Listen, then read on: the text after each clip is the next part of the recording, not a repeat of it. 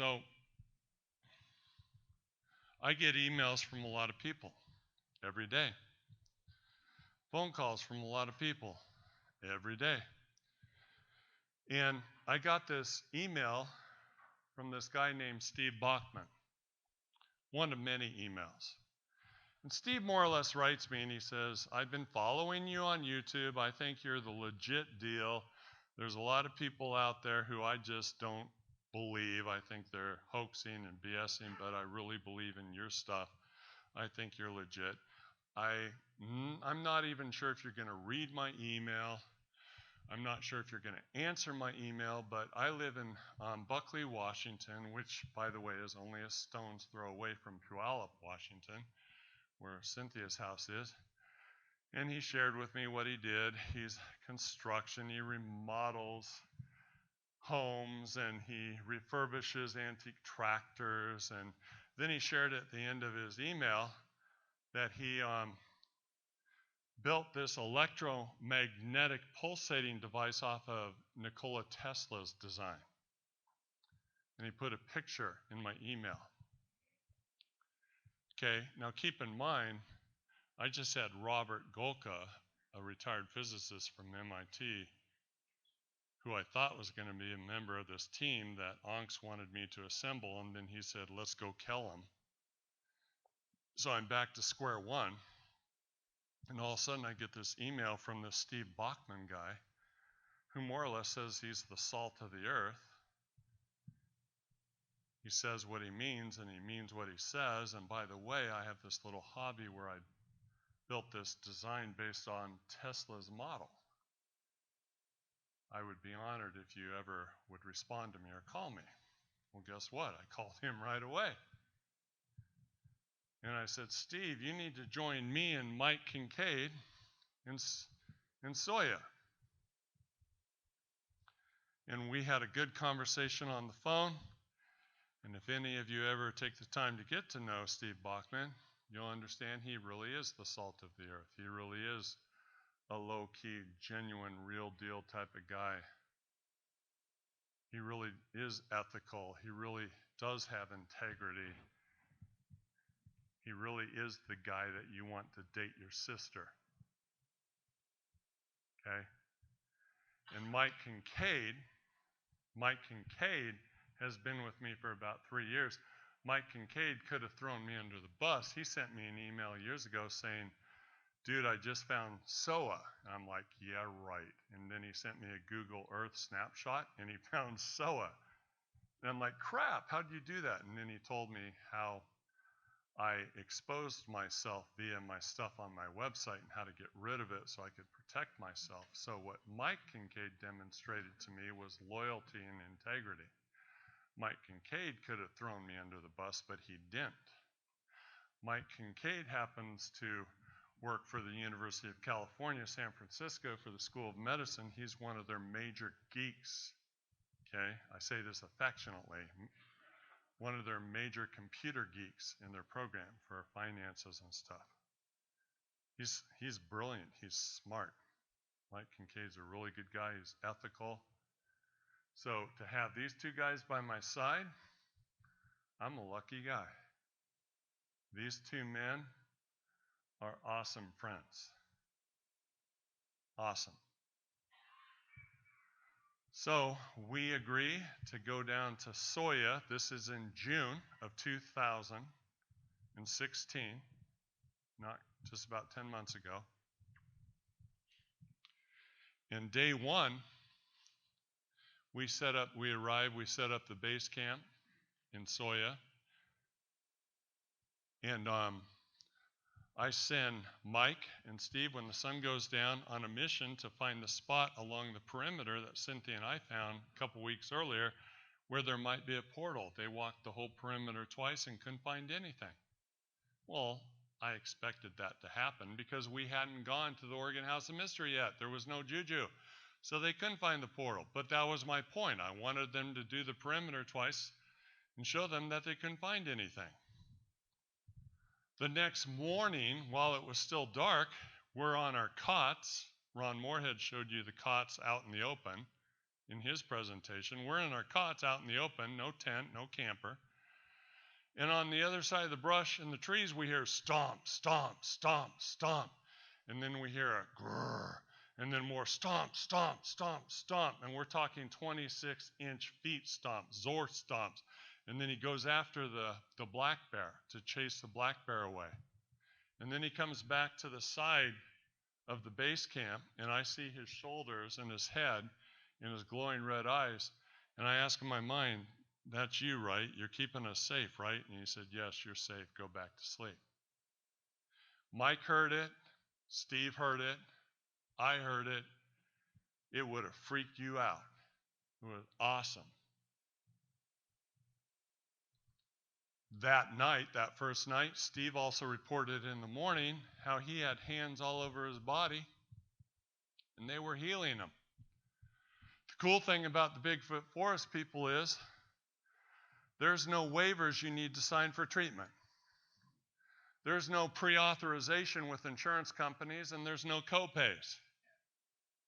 They just assess you. And if you need help, they help you.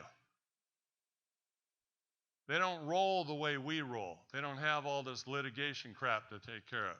They see you need help, they help you. What Kevin Beagle didn't share with you is not only did they remove his bone spur when he was in Soya, but ask him about the length of one leg versus the other one. You ran out of time. Are your legs the same length now? Yes. Yeah. They weren't before, but they are now. They don't ask you, no waivers signed, no pre-authorization from insurance. They see you got a problem, they take care of you. Period. It's why I'm alive right now. They didn't ask me, they just did it. So Steve Bachman had healing hands on his body all night long. Day 2. I took Mike Kincaid and Steve Bachman to the Oregon Vortex, the House of Mystery, to get the juju. We went back to Soya, and guess what? They found the area. They said, Matt, is this it? And yes, it was the same spot that Cynthia and I found. Now, that's not the picture of the real spot. That's just a Google, right, impression. That's not the real spot.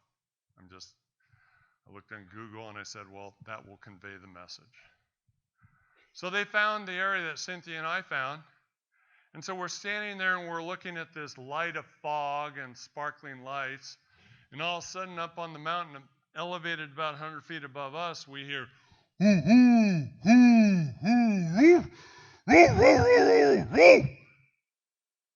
it keeps going for about 5 minutes or more. Starts with a whoo and ends with barking and weird sounds, and we're just standing there in the pitch dark of night looking at these sparkling lights and this fog light, listening to this coming up from the mountain 100 feet above us. We go back to the base camp after it stops, and Mike Kincaid is going, let's go up there, let's go up there, let's go up there now. And Steve is like, yeah, and I'm like, that's a good idea. And all of a sudden Zorth Mind speaks with me and says, no, don't come up here tonight. But tomorrow night, you're invited to come up here and sit before the Council of 12.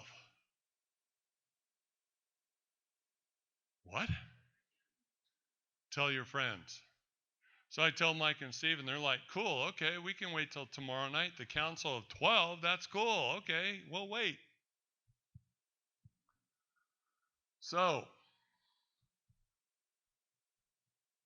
day 3, we go off the mountain, we do our thing, we check out the tourist sites, and then we come back to our base camp, and I'm tired, I'm driving everybody else around, so I need a little power nap. So I lay down on the cot, and I say, Mike, wake me up at 8:45, I need a little power nap. He agrees. I lay down, and no sooner than I lay down, I'm thrusted into this vision. I am flying 200 feet over this lush green forest. I'm flying and flying and flying over this lush green forest, and then I move over to the coastline,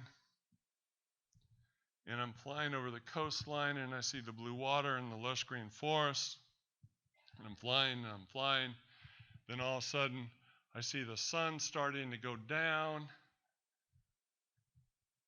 Okay, and then I realize it's not the sun going down. And I'm told that the red sky is because the sun's burning out, and that dark, scraggly vegetation is because the vegetation is dying. And I'm told this is our home world. So I go from beautiful green lush forest, beautiful coastline, to a dying planet, and I'm told this is our home world.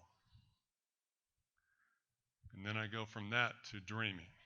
And then I'm woken up, and Mike and Steve and I grab our chairs, grab our flashlights, and hike up to the top of the hill, prepared to meet with the Council of 12.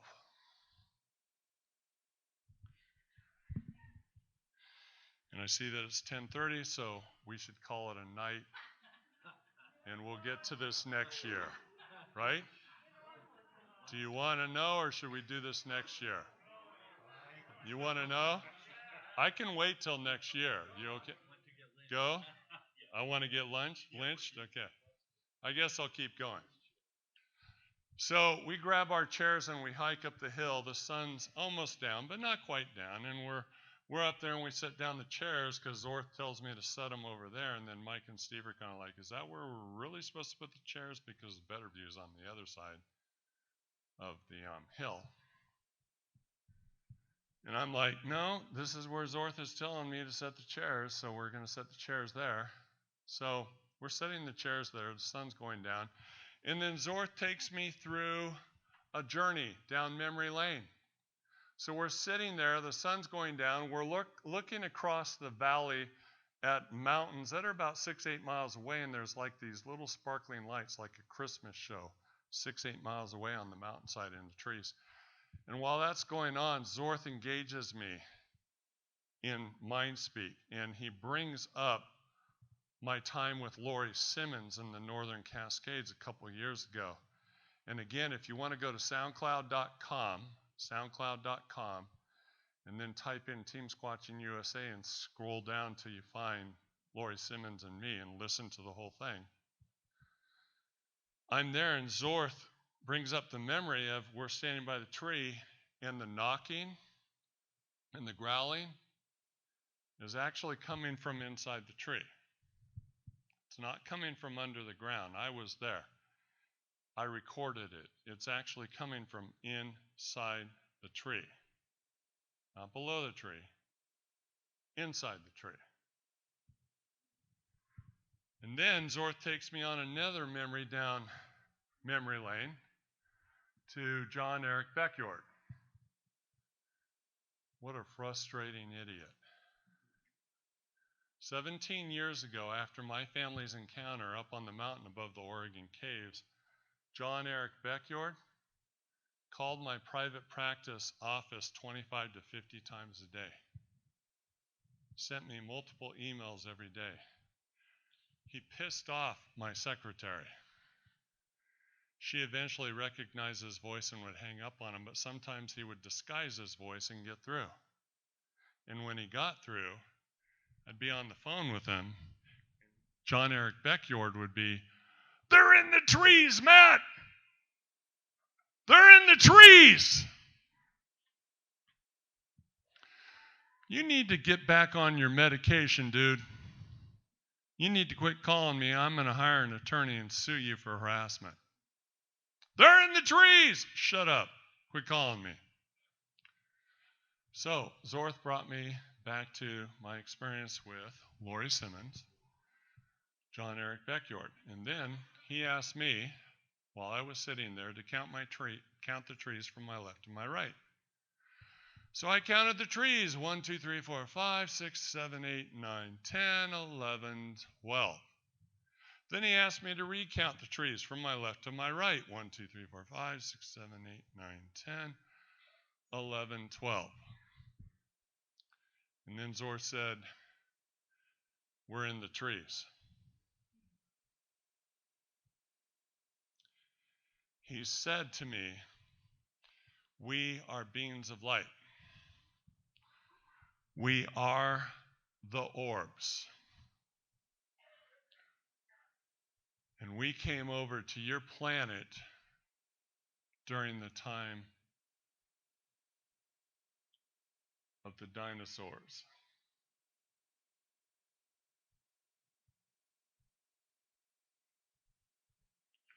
We have been here for a long time, long before you guys ever were here.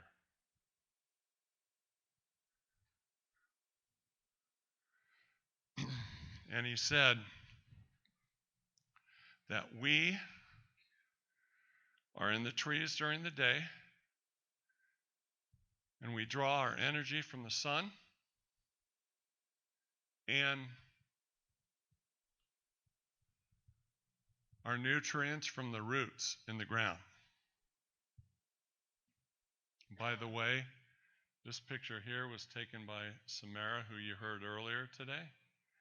She was up there on the Council of 12 hill, and she was kind of communicating with a tree, took a random shot. And do you see the eye and the nose and the mouth? Eye, nose, mouth. Do you see that? We're in the trees.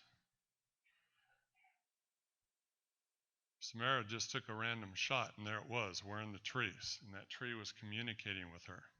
And she allowed me to use it in my presentation. We're in the trees. They soak up their energy from the sun and through the roots in the ground.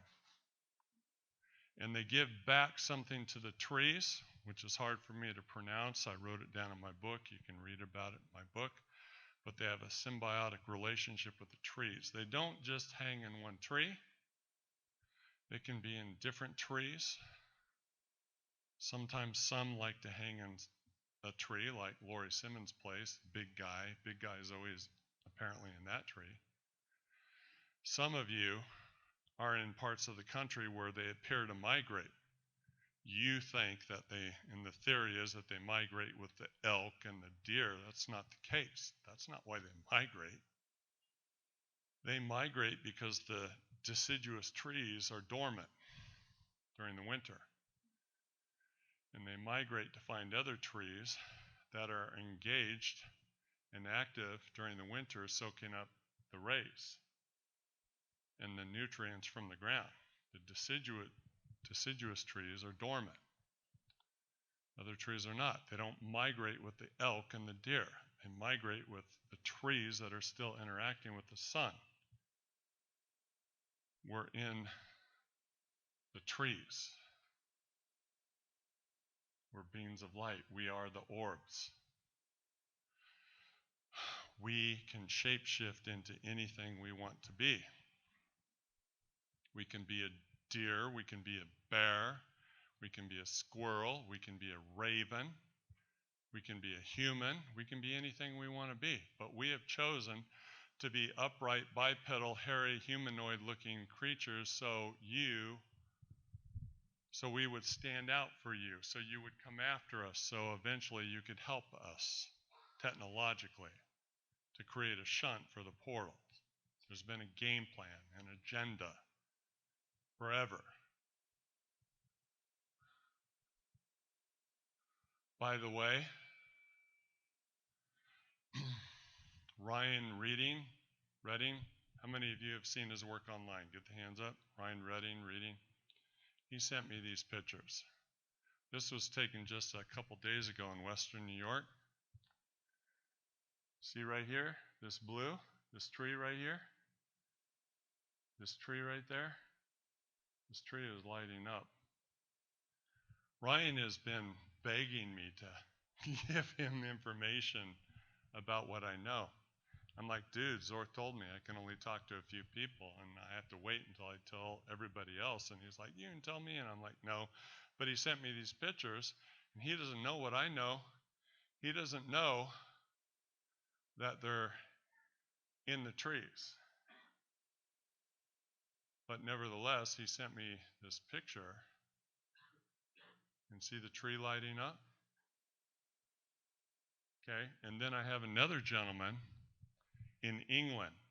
Listen closely. Not Canada, not Mexico, England, who sent me this, an orb that had adjusted or changed into a figure of a squatch, a forest person that walked away. Started as just an orb floating through the woods in England and became a physical form that turned and walked away.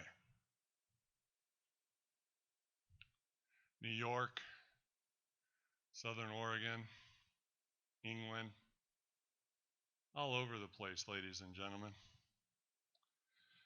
They're orbs. We are the orbs. We are beings of light. We are in the trees. We can shape shift into anything we want to be, but we intentionally choose to be upright, bipedal, hairy primates so we can stand out to you and get your attention. And we are guardians of the forest, and we protect all who dwell within. Came over during the time of the dinosaurs. We occupy all 6 habitable continents. They do not occupy Antarctica because there are no trees in Antarctica. But the other 6 continents, they're there. And the Council of 12, listen closely, the Council of 12 that was up on that hill, that Mike and Steve and I sat before, that Council of 12, 2 members come from each habitable continent. 12.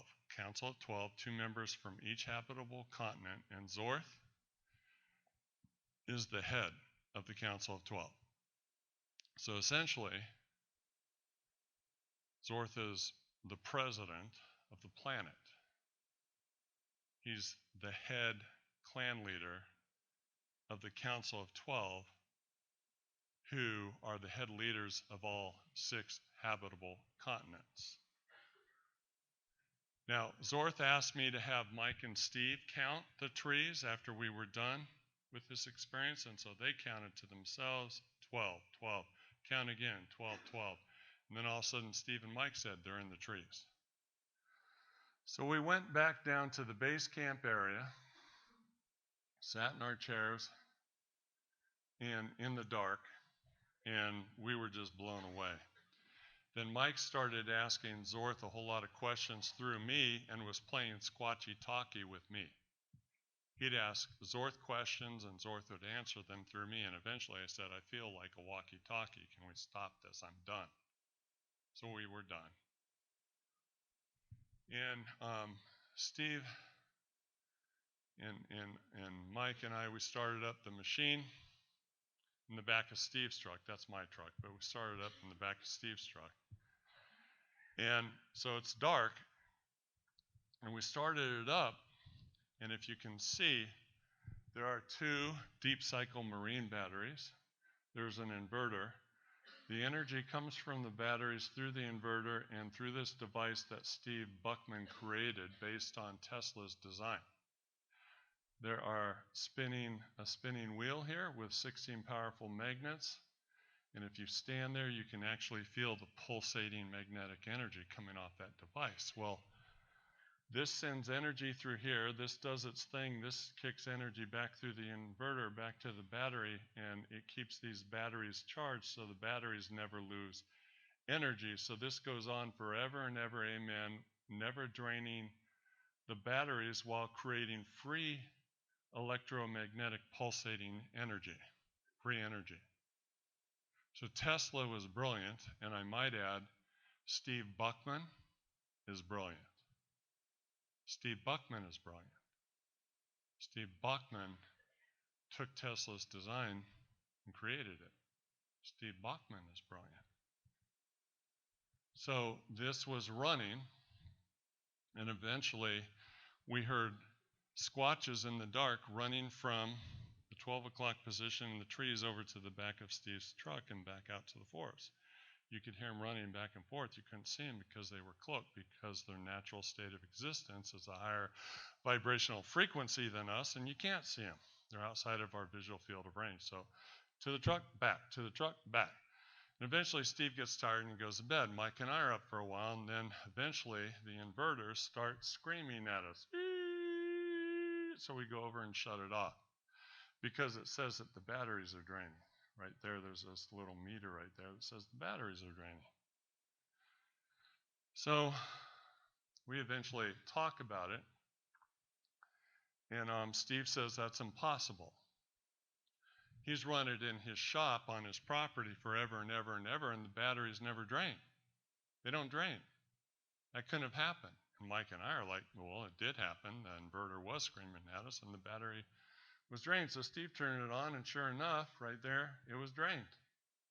So we're talking about what the heck happened.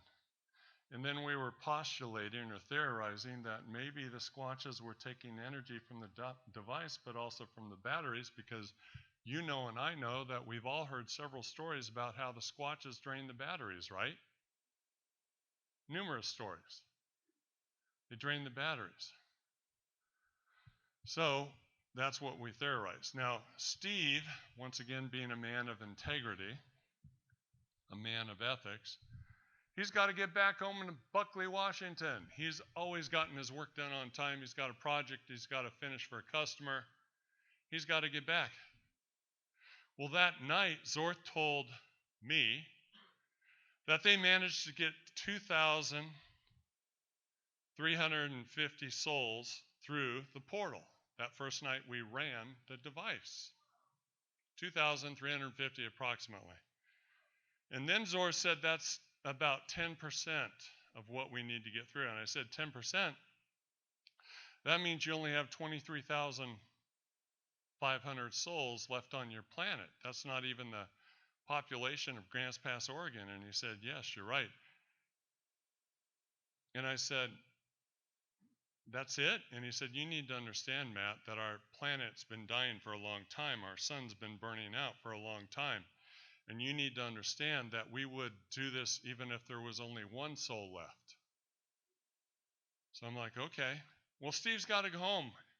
Micah and I are like, well, we have more time. So I'm going to head back to Puyallup in a couple days anyway to spend the 4th of July weekend with Cynthia. So I said, Steve, let me keep the device and we'll finish the job and I'll bring it back the 4th of July weekend. And Steve said, sure, go ahead. So we went into Grants Pass, Oregon. We had Steve's 2 deep cycle marine batteries. We had one that I owned for a total of 3 batteries. And then Mike Kincaid bought 3 more deep cycle marine batteries plus electrical chargers for all 6 batteries. Mike Kincaid was on board. He invested almost $600 of his own money to buy all this equipment to make sure that we completed our assignment. That's commitment. We go over to Grady's mom's house, my ex-wife, who we are still friends, very good friends. We're just not meant to be married together. And we charge up the batteries in the garage, and we spend time with Grady, and we eat dinner with him and his mom, and swim in the pool, and then we come back up to the area while Steve is driving home, and we take these batteries and we start it up, and Grady comes back with us. Grady, by the way, was there for the portal with Adam Davies and John Carlson, and now I said, Grady, you need to be up here for this. This is a historical event, so Grady came. And we backed the truck up into the cove and started up the engine when the sun went down. And they were running to the back of the truck and back out to the woods. So the truck back out to the woods. And Zorth and I are mind speaking, and he tells me that they're managing to get 4,000 souls an hour through the portal. Not 2,000, 4,000. They're doubling their capacity.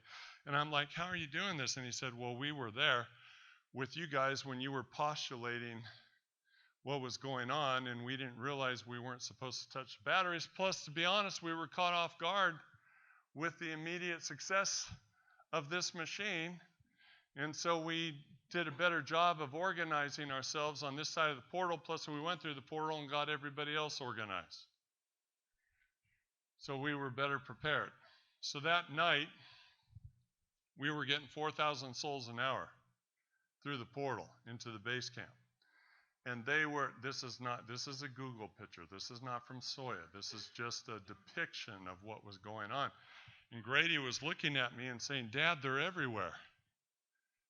They're everywhere. And eventually Grady wanted me to tuck him in bed because he was tired, so I put him in a sleeping bag, and he opened it up, and there was this orb down by his leg, and then it kind of went up his leg.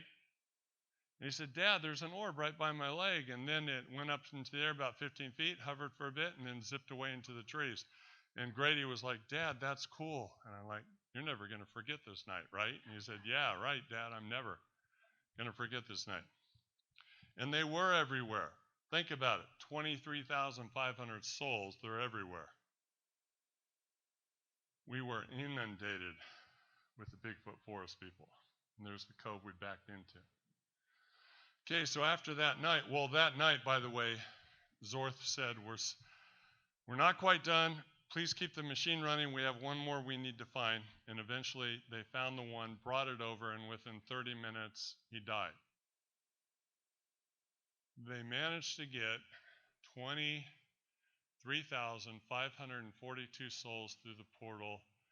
3 of them died within an hour or less of making it over. Those were the older ones who managed to withhold themselves from the dark, scraggly vegetation so the younger ones could survive. But they got to die on Earth. They got to see Earth, and they got to die with family and friends. And that was pretty cool. The next morning, while Grady and I are still sleeping, Mike Kincaid is woken up. Mike Kincaid is a debugger. He's an analyst. He's like my fiance, Cynthia. They're both computer geeks. They're intelligent, really intelligent individuals. They're in their heads. It's tough for those two to get into their hearts. Not impossible, but they're more analytical than they are here. Not that they can't get here, just that's who they are. And it's not an insult, it's just a fact. So for 3 years, Mike has always, well, it could have been this, it could have been that, it could have been this, it could have been that. Cynthia's the same way. Well, so Grady and I are sleeping. Mike has woken up, and all of a sudden Mike gets knock, knock, knock in the distance, knock. He gets 12 tree knocks, not 13, not 11, he gets 12. For him, that was a confirmation, the council of 12, that it really happened. He didn't get 11 knocks. He didn't get 13 knocks. He got 12 knocks. Mike got up, went up the logging road, hopping, skipping, laughing, crying. He had his born again experience. It really moved him. They really spoke to him in a way that they needed to convince him that it really happened. I'll have Mike and Steve and Cynthia up here for a few minutes at the end. So, by the way, Zorth shared with me that they don't knock on trees. Did you hear me? He said, we do not hit trees with wood. Did you hear that? Zorth said, we pop the trees from the inside out. The knock that you think you hear is coming from the inside of the tree. Lori Simmons, hello? Did you hear the popping? Did you hear the growling? Comes from inside the tree, not them using sticks to hit the tree. Zorth was very clear, we do not hit trees with sticks. Okay, and I said, so am I free?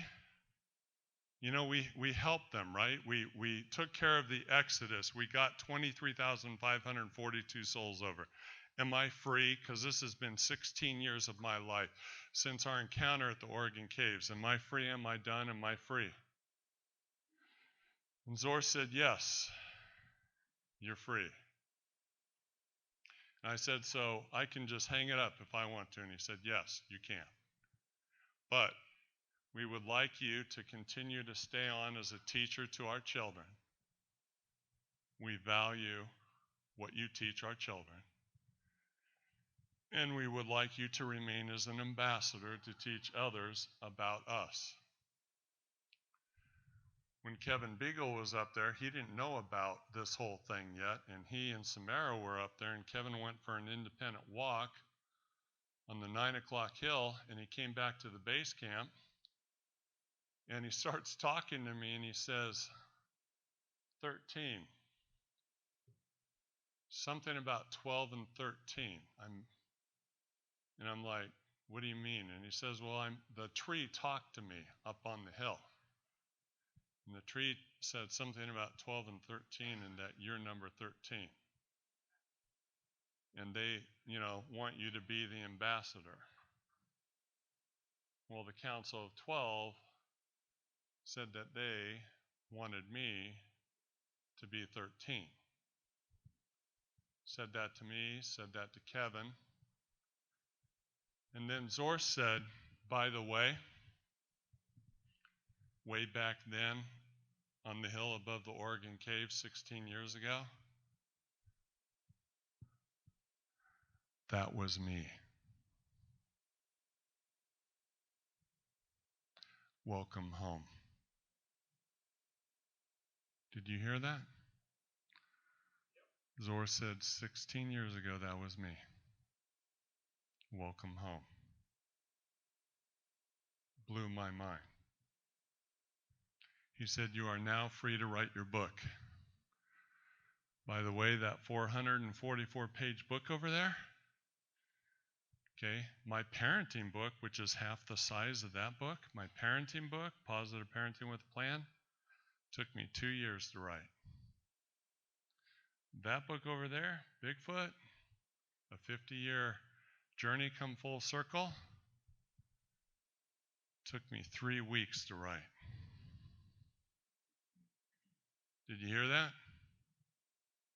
Positive Parenting with a Plan, half the size, 2 years to write. That book, 444 pages, took me 3 weeks to write.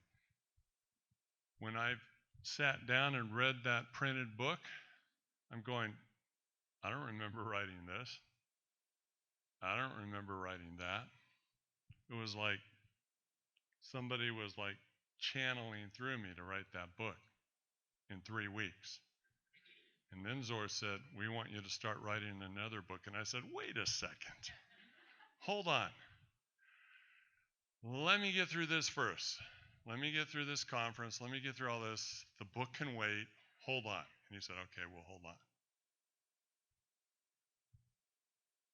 So, additional information revealed. Lifespan. I was told by Zor, they live an average of 220 years. Some can live up to 300 years.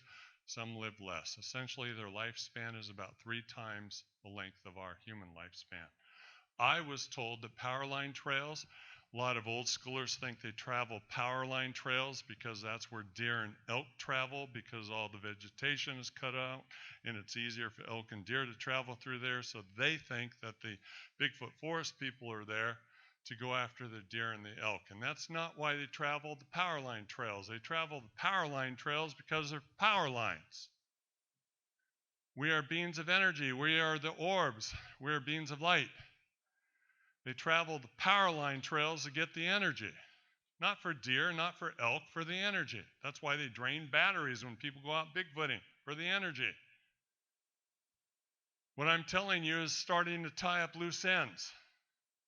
What I'm telling you is starting to make sense from all the data you've known for years. It just doesn't make sense, but now it's starting to slowly but surely make sense. It's tying up all the loose ends. Told me about tree knocking. We do not whack trees with sticks. We pop the trees from the inside out. So if technically you want to be correct, it's not tree knocks. It's tree pops. They're popping the tree from the inside out. It is not a tree knock. It is not hitting or knocking the tree with a stick. It is popping the tree from the inside out. It's tree knock, tree pops, not tree knocks. He told me about tagging. What one knows, we all know. What one feels, we all feel. So if one gets to know you, then they all know you.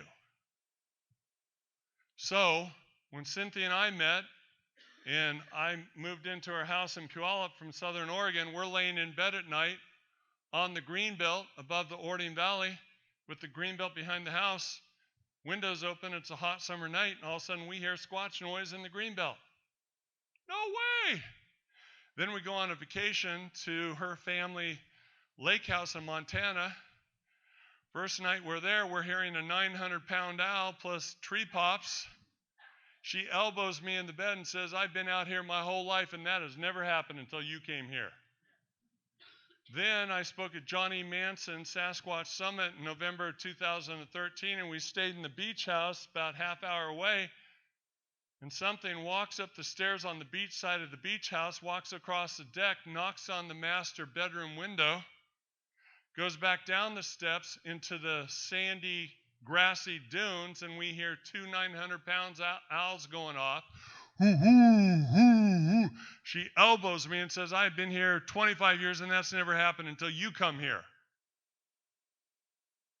They don't follow you around. Once one knows you, they all know you.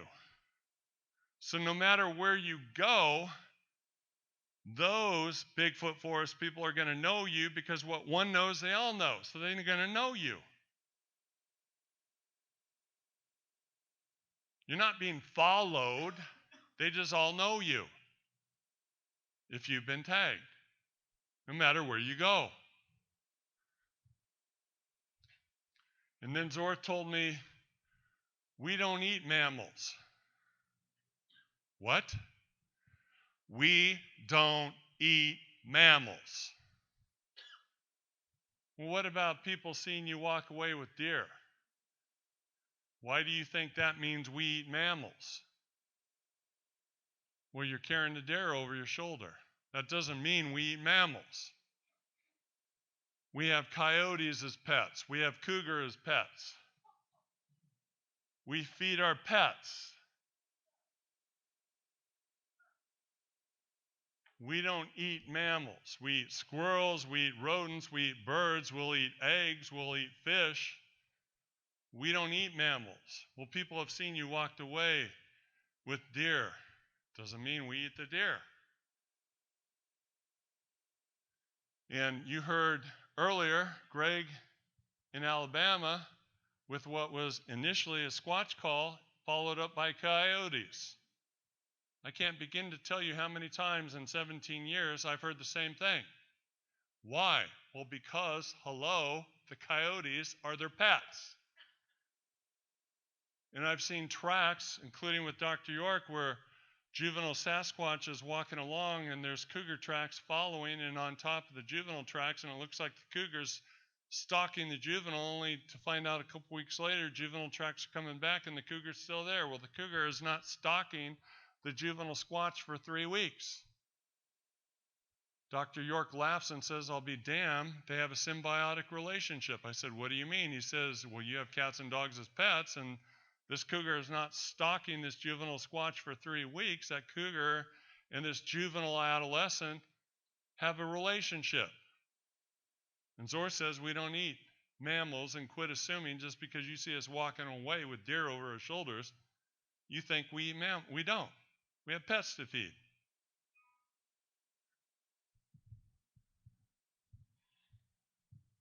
And he said the Trachon eat mammals, not us. Some of you are sitting out there going, Trachon? This is what Zor told me. Whether you choose to believe it or not my issue. But Zor said the Trachon eat mammals, not us. Who are the Trachon? He said the Trachon were brought over to Earth a long time ago to mine the planet by an alien species. And when they were done mining, they left the Trachon behind.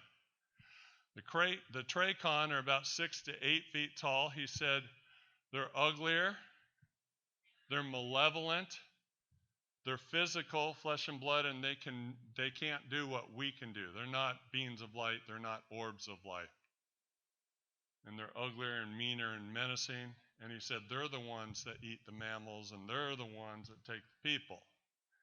And he said, Zor said, that they're in North America, South America, and Australia. And that explains the possibility of 411. I have never, ever been a fan of David Pilates. I don't like the way he peddles fear. I don't like the way he throws the Bigfoot forest people under the bus with fear. Zorth is clear. We do not do that. The Trachon do that, not us. Trachon eat the mammals. And the Trachon take people, not us. The Trachon might be Dogman. I wasn't told that, so I can't speak with authority on that. I asked Zorth after all this, I said, so what's going to happen now? Are you guys going to fade away into the trees? Pun intended, right? Because we're in the trees, right? And he kind of chuckled, and he said, well, and this is Anita's artwork again, so go over and visit Anita with her cute artwork. Said, we're in the trees, eye, nose, mouth, we're in the trees. And remember to tell everyone that the trees are everywhere. We're in the trees, and the trees are everywhere. The trees are in your front yard, in your backyard, in the city park.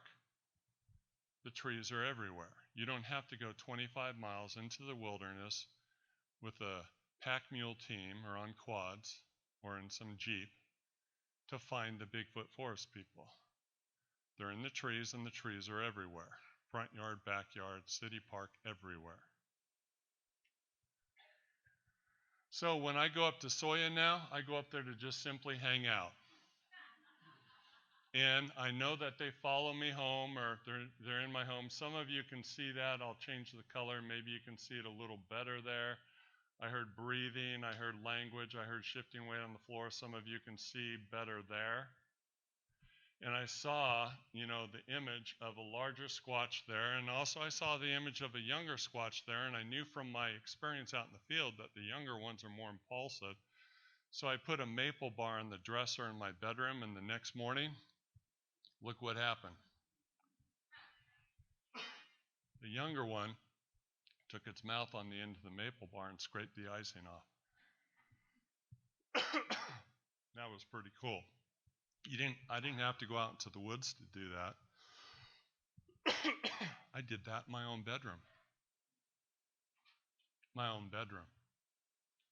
So you think I'm crazy, huh? Yeah. Really, bro?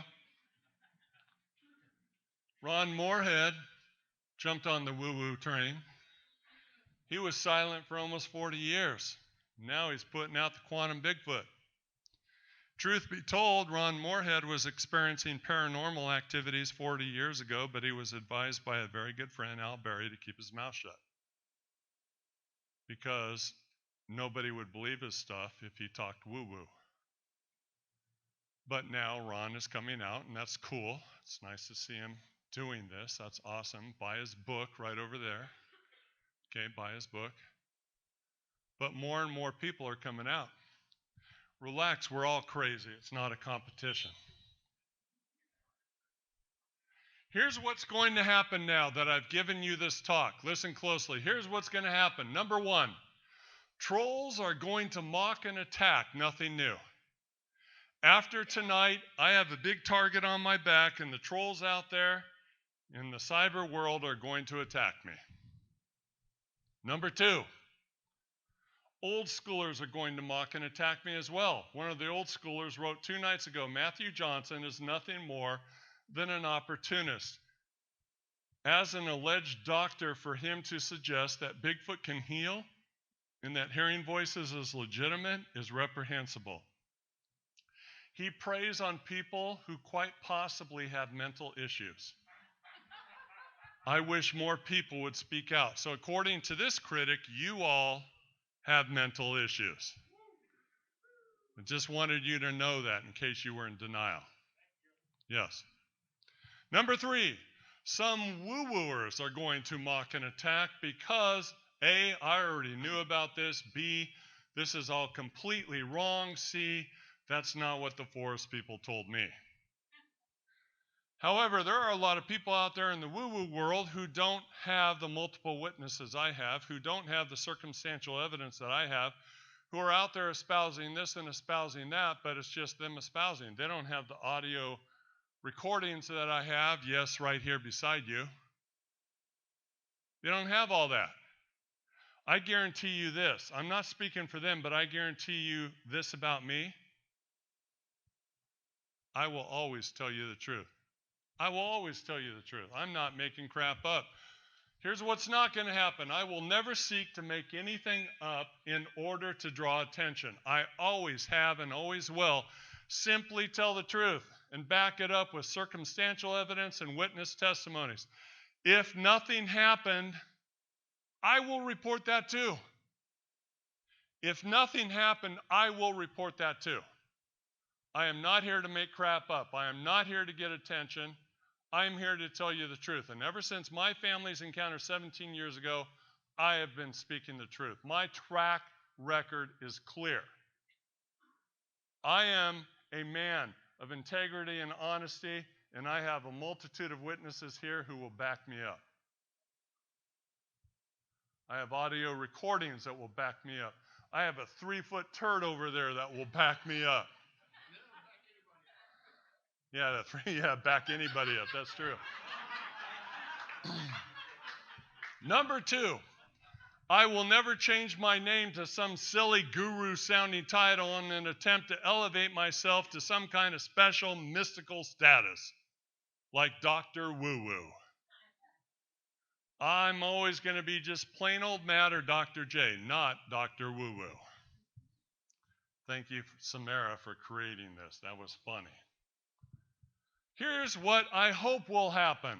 Number 1, the Bigfoot Forest people will be accepted and respected for who they really are, rather than who we want them to be. I can't believe how many people out there who say, before they hear this, I hope you have a video, or I hope you don't say they're from another world, or I hope you don't. Shut up. Don't you tell me how it's supposed to be, how you're going to accept it. Shut up. You either want the truth or you don't. You don't get to tell me how you're going to hear the truth. The truth is the truth. You either want it or you don't. I want the truth. You can't handle the truth. You want the truth, be quiet and accept it. Don't you tell me that it's got to be in this little rigid box that you exist in, and that's the only way you're going to accept it. Number 2, Zorth told me kind people with good hearts and open minds will put their fears aside and reach out to them to establish trusting relationship. Okay? So, kind people, good hearts, open minds, reach out to them, they're going to reach back. It's that simple. Front yard, backyard, city park, out in the woods, wherever you want to start doing it, wherever there are trees, start doing it. You don't have to go out in the wilderness. You don't. He clearly told me we're in the trees, and the trees are everywhere. Number 3, trees will be seen differently, hugged more often, and talked to more frequently.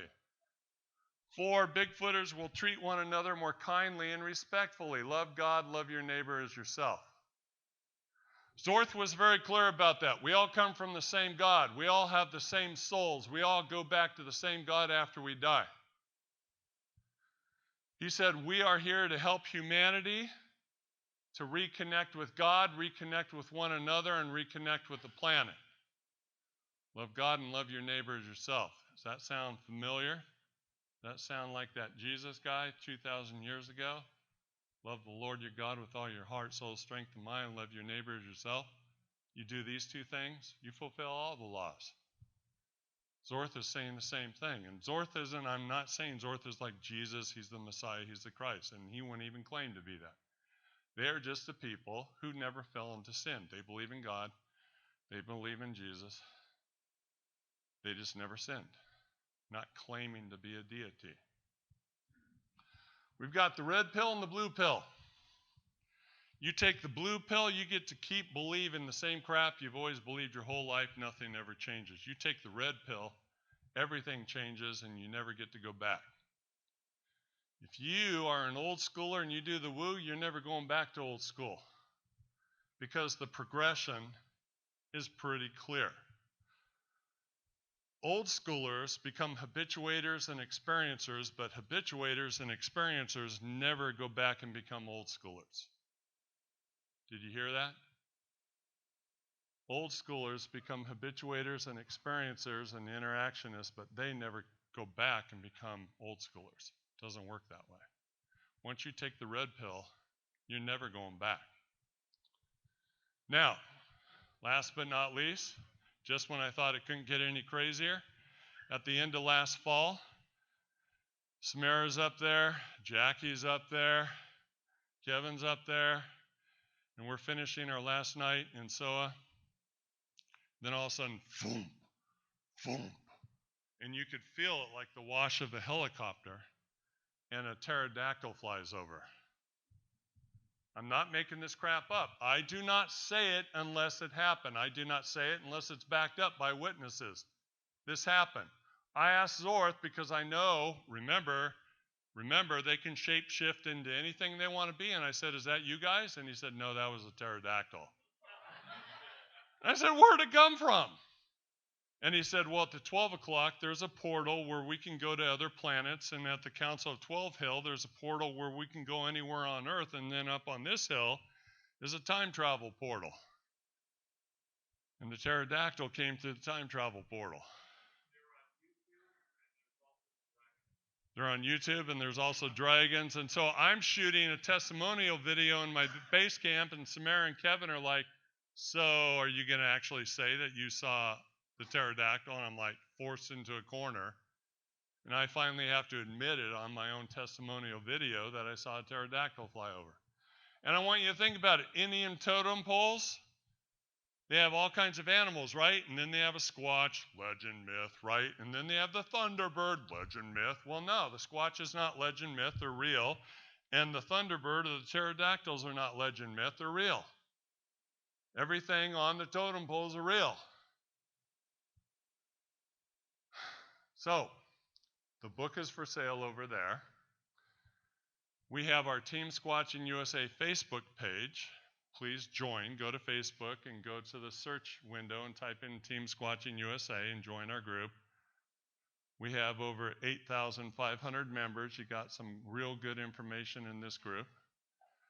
We have a monthly G4 meeting at the Hangar Inn in Puyallup, Washington, South Hill, Washington. And I'm going to invite 3 people to come up, and they can take 1, 2, 3, 4, 5 minutes. Mike, Steve, Cynthia, come up, please, and take time to say what you feel led to say. These were the 3 who were part of my team. So here's Mike Kincaid. Oh.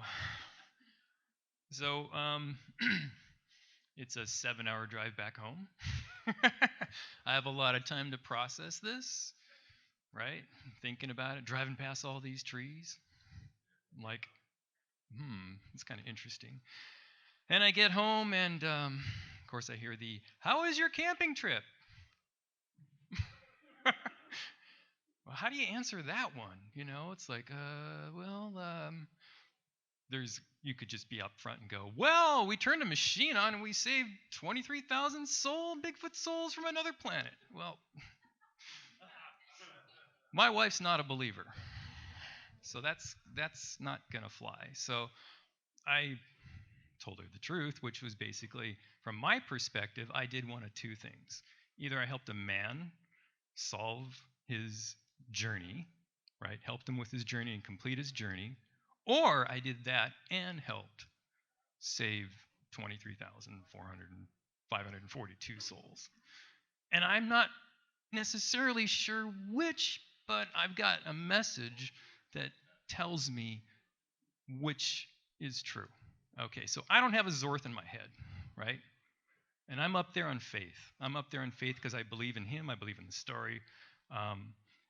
I believe all the stuff I've experienced up there, from the gifting bowls to, and most of my stuff for the first, 7, 8 times SOA and the Soya 1, these were very gentle experiences, like a stick that's gifted and moved, 200 yards down the path, or bug voices and, Orby sounds flying over my head and things like that, enough to keep me on my journey. But I always wanted to hear like these giant foot stomps and stuff like that. And it never happened. I wanted to see a Bigfoot walk through camp. Now, when I was a kid, I saw a Bigfoot face in the window when I was 4 years old, traumatized me. And I wrote in the book about a dream which cure that problem. With my first night Bigfoot camping with Matt, it was really a strange dream. But I had always wanted to have that kind of shocking experience. And that first night, when those foot stomps hit, like wham, wham, wham, super loud, super heavy breathing. And I'm like, cool! That's all I could think of. It was like, this thing's massive and this is awesome. And I was just pumped to have that, finally in-your-face experience. And it was like, this is awesome. And then a few minutes later, wham, wham, wham, the foot stomps again. And you could just feel them. And it was huge. And I'm like, Matt, did you hear that? And he's like, yeah, it's right next to me. I'm like, this is awesome. I wake up in the morning and I'm like, Steve, did you hear those foot stomps? And he's like, that's nothing. And I'll let him tell his story. All right, so that was night one. Night two rolls around, and I'm all in. The foot stomps. This is amazing. And that night we did go to the Oregon Vortex, and we did the tour.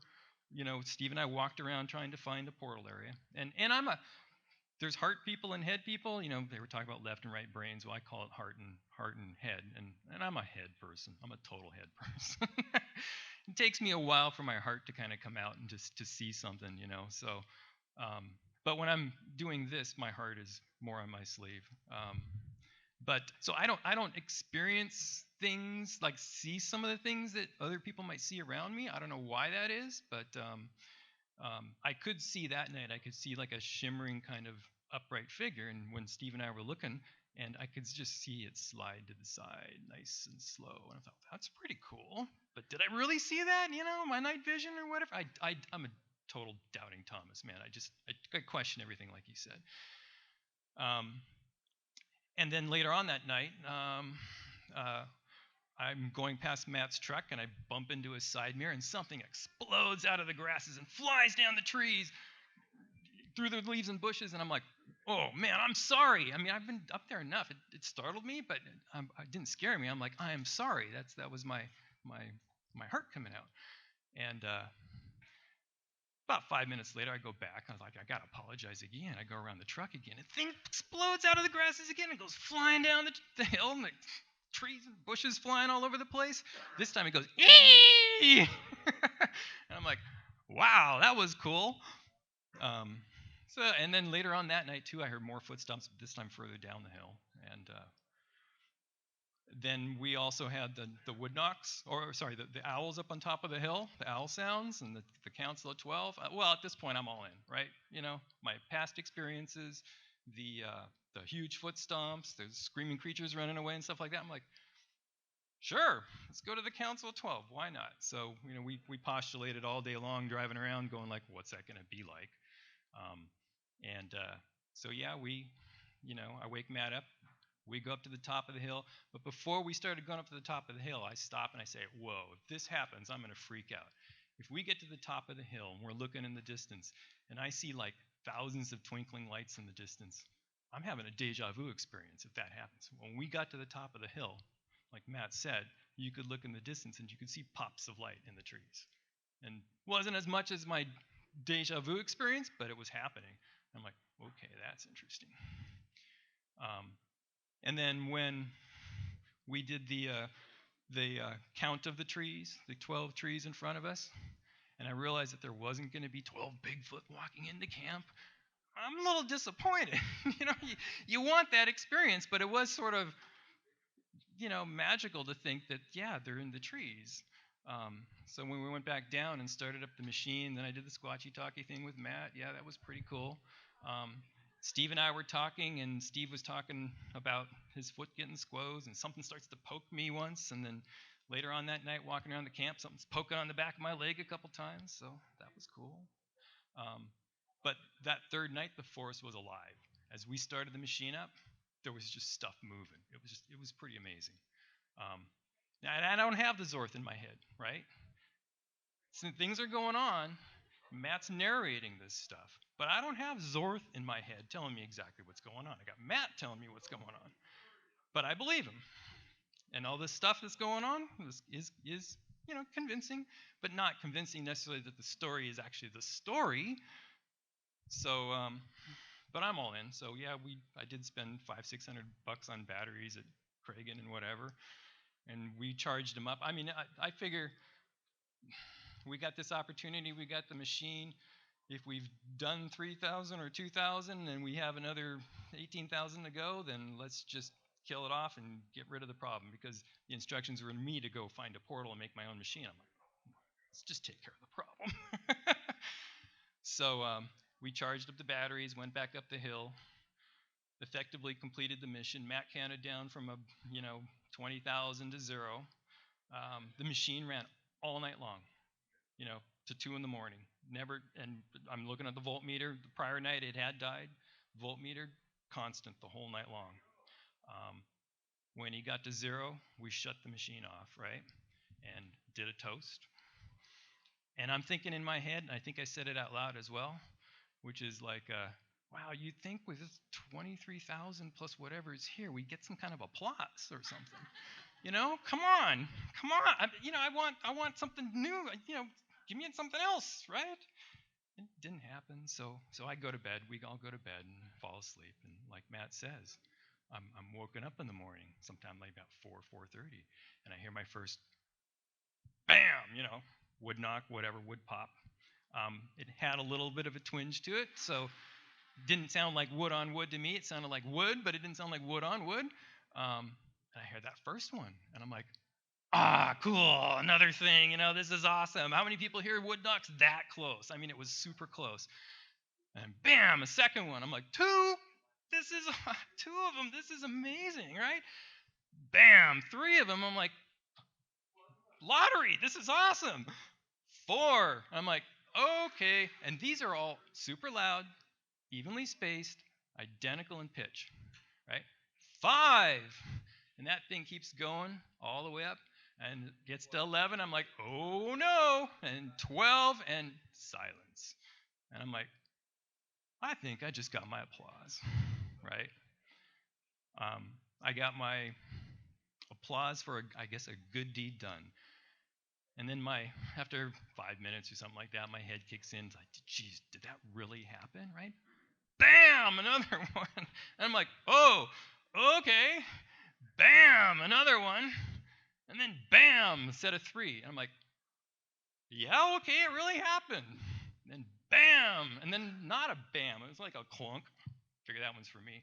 And then clunk, or bam again. And then finally another set of 3. So another set of 3 knocks, but one weird one in the middle. I don't know what those mean. Maybe like, you dumb idiot. We do exist, something like that. Or maybe it was a thank you to him and a thank you to Steve and me, or I don't know what it means, but the one in the middle was like 2.5. I figured that one's for me.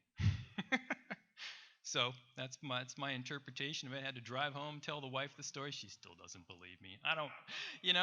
The internet's not going to believe all this stuff. That's fine. I've already been through all this with my whole family, right? They don't believe me. Okay, fine. Dad's crazy. No, he's not crazy. But I find that as I tell this story, there's people with hearts, and they get it. And there's people with heads, and it all depends on how they listen, right? If they listen with their heart and they listen to me tell this story, they understand. They can see my emotion. I'm not really putting it out there tonight, but if they're head people and they listen with their heads, they're listening from their perspective. They don't quite get it, and it takes a lot. And I get that because I'm a head person too. So I understand if people don't believe, but this happened. Thank you, Mike.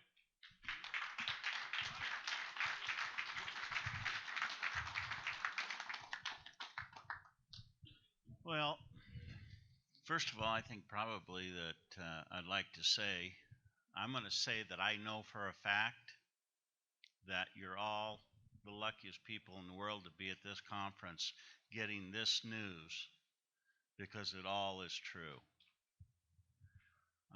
I get confirmation from the Force people. It's a little bit different than Matt, but I do get confirmation from them. That morning that I left, Matt looked down at me and he said to me, he says, Steve, Zorth just told me you got guardianship for life. And it really didn't mean anything to me at first. But when I went home, I had a very difficult 4 months of adjusting to my new life with the forest people. And it's very personal. I'm not going to go into the details of that. It's very personal with them. It's between me and them. And they're the most honorable, respected people in my book that live on this earth. And I was gifted something that no lotto or Powerball thing could top in the world. Unlike Mike, my whole family is on board because they proved it to my whole family as well. So I don't have that problem with my family. My whole family knows that they exist.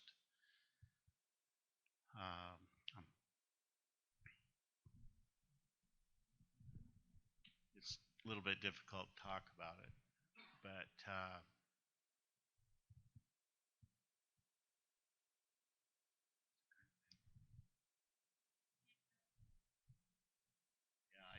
I've been gifted beyond your wildest imagination.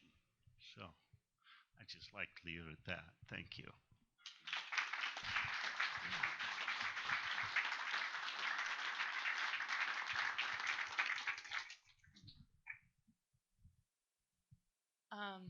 Yeah, I don't even know what to say. It's been a privilege and an honor to have been on this journey with Matt, and really a special experience to know that even in a very small manner, to have been part of something that made such a substantial difference to that many souls is just incredible. The rabbit hole continues. It gets slipperier and slipperier, and I'm looking forward to the continued journey and looking forward to continuing the friendships that I've made in this community as well. Thank you.